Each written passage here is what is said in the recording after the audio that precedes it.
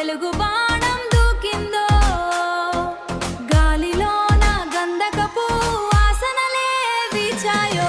అగ్నిలోన ఆవిరయ్యే బాణ చినుకు పొట్టు పిల్ల అందరికీ చిక్కనన్న మాయలోకపు పొట్టు పిల్ల గాలి మేడ గడప దాటి జారి పడ్డ పొట్టు పిల్ల కంటి పాప కదలనివ్వని వింత చిత్రపు పొట్టు పిల్ల నీటి మీద రాతలాగా దొరకనంటూ దాగుందో ముళ్ళు పైన బట్టు బట్ట మాటు వేసి చూస్తుందో నిప్పుతోటి చెలగాట